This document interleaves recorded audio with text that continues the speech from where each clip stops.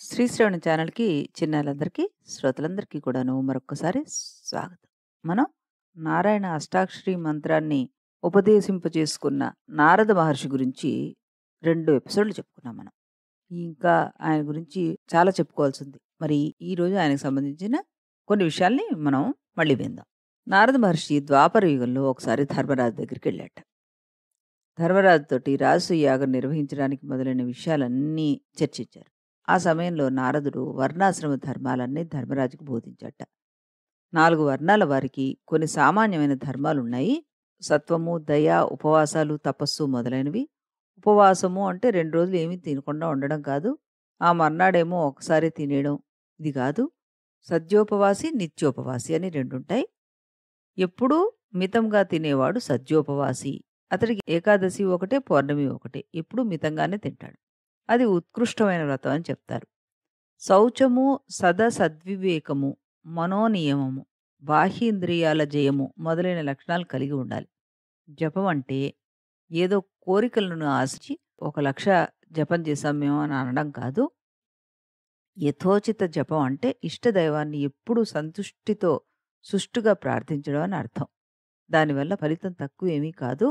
బ్రాహ్మణుడు తపోదాన యజ్ఞాదుల వల్ల ఏ ఫలాన్నైతే పొందుతాడో, అటువంటి ఫలాన్ని ఆయన అనుగ్రహం చేత ఇలాంటి జపం చేసేవాడికి కూడా కలుగుతుందయ్యా అంటూ ఆయనకు బోధించాట. తర్వాత మరొక సందర్భంలో ధృతరాష్ట్రుడితోతో పాటు ఇతరులు కూడా అరణ్యంలోకి చనిపోయారనే వార్తను నారదుడే ధర్మరాజుకు చెప్తాట.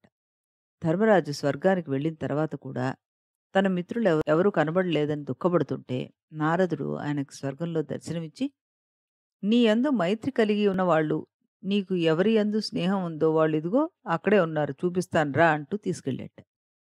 కానీ తనంతట తనకు కనబడలేదు వాళ్ళు. అంతటి మహత్తు నారద మహర్షికి ఉందనమాట. ఇలా ఆయన గురించి పురాణ ఇతిహాసాల్లో అనేక కథలున్నాయి మనకి. నారద మహర్షి త్రిలోక సంచారం చేస్తూ అనేక మందికి భక్తి, జ్ఞాన, వైరాగ్యాలను బోధించాడాయన.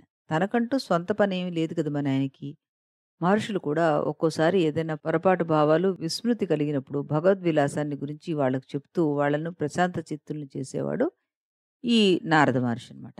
అకంపనుడు అనేవాడు మృత్యువుని గురించి దుఃఖపడుతుంటే, మృత్యు అంటూ ప్రత్యేకంగా ఏమీ లేదు.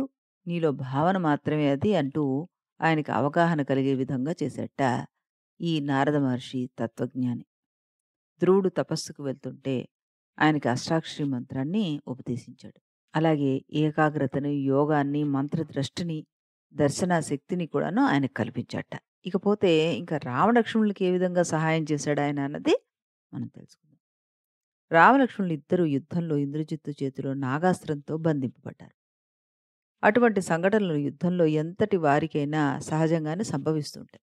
వారికి దాని నివారణోపాయం గుర్తుకు రాకపోవచ్చు. ఎప్పుడు గుర్తుకొస్తుంది? ఆ బాధ అనుభవించే యోగం పోతేనే. ఎవరో ఒకరు గుర్తుకు తెస్తారు. కర్మబద్ధులై కష్టపడాల్సిందే మరి. అలా నాగాస్త్రంతో బంధింపబడి ఉన్న రామలక్ష్మణుల దగ్గరికి నారద మహర్షి వచ్చాట. వచ్చి, "ఏమిటి ప్రభూ! ఇలా నిర్వీర్యంగా ఉన్నారేమిటి? మీలాంటి మహాపురుషులు ఇలా ఉండడం ఏమిటి? నీ భక్తుడు, నీ సేవకుడు అయిన గరుత్మంతుడు ఉన్నాడు.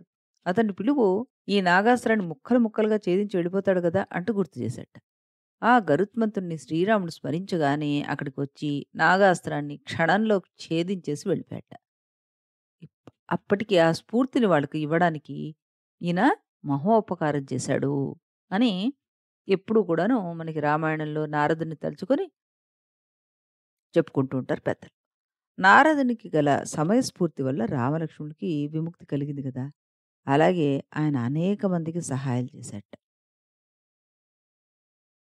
ఇంకో కథ ఎక్కడ ఇంకోటేవో చెప్పుకోవచ్చు మనం. శ్రీకృష్ణుడు కొడుకు అనిరుద్ధుడిని బాణాసురుడు ఎత్తుకు వెళ్ళిపోయాడు. కొడుకుని వెతికించమని రుక్మిణి శ్రీకృష్ణుడితోటి చెప్పిందిట. ఆయన సరేనన్నాడు. కానీ దివ్య దృష్టితో చూసే ప్రయత్నం ఏమీ చేయలేట. అయితే అదే శ్రీకృష్ణుడు తనకి విద్య నేర్పిన గురువుగారు విద్య పూర్తయిన తర్వాత తాను గురుదక్షిణ కోరుకోమన్నాడు. చాలా కాలం క్రితం మృత్యుదేవతలు నా కొడుకుని ఎత్తుకెళ్ళిపోయారు. వాణ్ణి మళ్ళీ తెచ్చిపెట్టు అంటూ కోరాట గురు.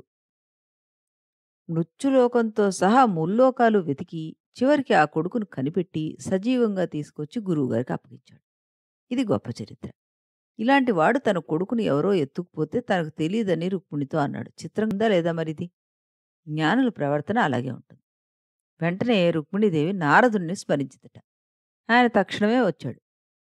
రుక్మిణి ఆయనతో అందిట, "నా కొడుకుని ఎవరో ఎత్తుకు వెళ్ళిపోయారు మహానుభావ" అంటూ ఆందోళన పడుతూ చెప్పిందిట. నారదుడు ఆవిడతోటి తాపిగా, ఏమీ లేదు. నీ కొడుకు బాణాసురుడు కూతురు ఉష దగ్గరున్నాడు.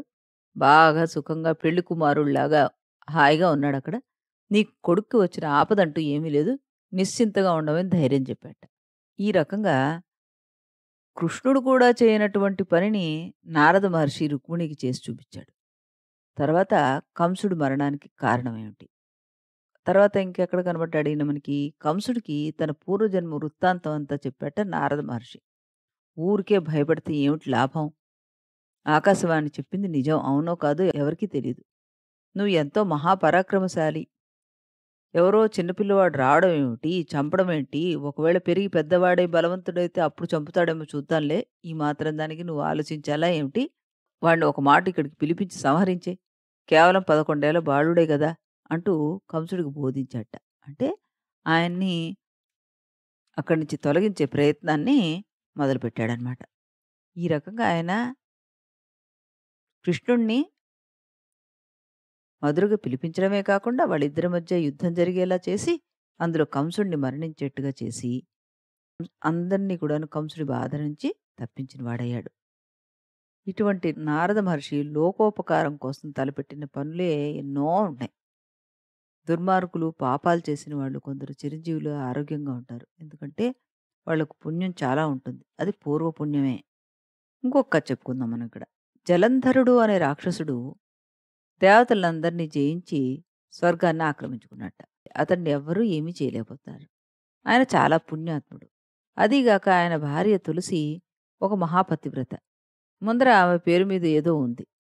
తర్వాత విష్ణు యొక్క అనుగ్రహంతోటి విష్ణు తులసీ దళమైనట్టుగా తులసీ బిల్వంగా జన్మించిందనమాట ఆవిడ. జలంధరుడు సుఖంగా ఉన్నాడు. స్వర్గాన్ని సంపాదించాడు. పైగా అతను ఏ పాపం చేయడం లేదు. చాలా పూర్వపుణ్యం ఇంకా మిగిలి ఉంది. భార్య పాతివ్రత్యం కూడా ఆయనకు కలిసొచ్చింది. ఇన్ని అనుమతులు, పుణ్యాలు ఉంటే దేవతలు మాత్రం ఏం చేయగలరో చెప్పండి? ఏమీ చేయలేక అలా నిశ్శబ్దంగా ఉండిపోయారట. చివరకు వాళ్ళంతా నారదుడికి మొరపెట్టుకున్నాడు. జలంధరుడి దగ్గరికి నారదుడు వెళ్ళి, "నువ్వింత భాగ్యశాలివి కదా! అన్నీ ఉండి ఒక పెద్ద లోటుందయ్యా! ఎలా బతుకుతున్నావు నువ్వసల?" అన్నట్ట. నారదుడు అంతటితో ఆగకుండా, "బావుంది. నీ భార్య పతివ్రతే కావచ్చు. ఉత్తమ ఇల్లాలే కావచ్చు. కానీ నిన్ను దేవతలు మోసం చేశారు సుమా! చూడు లక్ష్మీదేవి ఎంత చక్కగా నారాయణుని పక్కన కూర్చుందో. ఎప్పుడూ సుఖంగా ఉంటుంది గదా! ఆ పార్వతీదేవిని కూడా చూడు.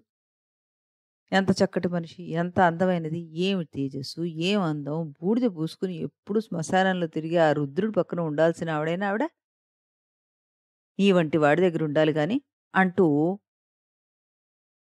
చెడు మాటలు చెప్పాడు. ఎందుకు? చెడు మాటలు చెప్పడం సులభం. అటువంటి మాటలు వింటే ఎవరికైనా ఎంతో రుచిగా అనిపిస్తాయి. ఈ విధంగా జలంధరుడిని ప్రేరేపణ చేసి శివుడి మీదకి విసుగొల్పాడు. ఆయన దగ్గరికి పంపించాడు నారదుడు. జలంధరుడిని శివుడు బూడిద చేసేశాడు.